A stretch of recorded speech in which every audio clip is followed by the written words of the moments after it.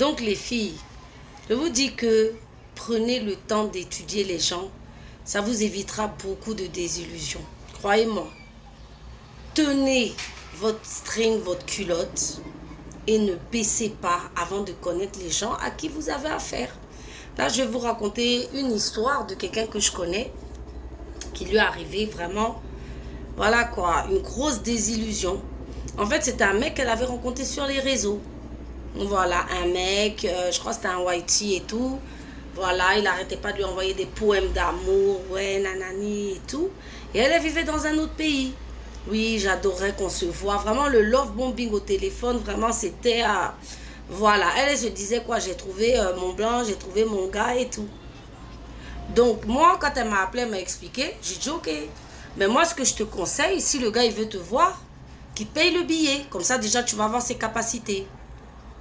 Non, t'inquiète, de toute façon, parce qu'elle était commerçante. Donc, elle venait, elle avait les moyens de venir déjà, voilà, faire ses trucs. Donc, elle est venue, elle est descendue chez moi. Elle m'a dit, je pars pour le week-end. Moi, j'étais un peu sceptique de cette personne qu'on ne connaissait pas. Et donc, elle arrive chez le gars, machin, bien et tout. Et en fait, de là, elle devait partir dans un autre pays. Donc, elle est partie avec tout son argent. Elle est partie avec tout son tal. Le mec, elle ne le connaissait pas. Hein. Il ne s'était jamais vu. C'était que des causeries au téléphone. Mais des causeries mielleuses. Vous connaissez. Il lui avait fait son baratin. Je fais ci, je fais ça, je suis ci, je suis là-bas. Je suis bref. Donc, elle se disait qu'elle avait affaire à un gars responsable et tout. Donc, elle arrive chez le gars avec tout son argent, se disant, bon voilà, moi je passe peut-être une semaine ici, après je vais faire mon commerce. Donc, elle avait de l'argent sur elle.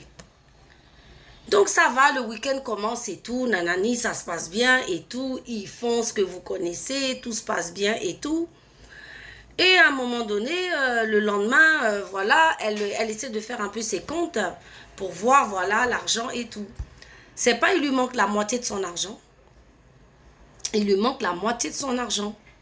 Elle est choquée, elle appelle le monsieur, elle lui dit, mais attends, c'est bizarre, je ne retrouve pas la moitié de mon argent.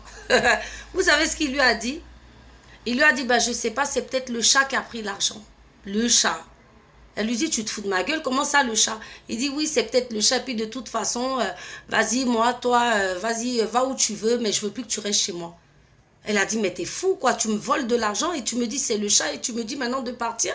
Tu veux que je parte où je connais personne dans cette ville. Il lui a dit, écoute, tu te démerdes, va où tu veux, mais vas-y, sors. De là, qu'est-ce qu'elle fait? Elle appelle la police. Non, c'est lui-même qui a appelé la police. Parce qu'elle ne voulait pas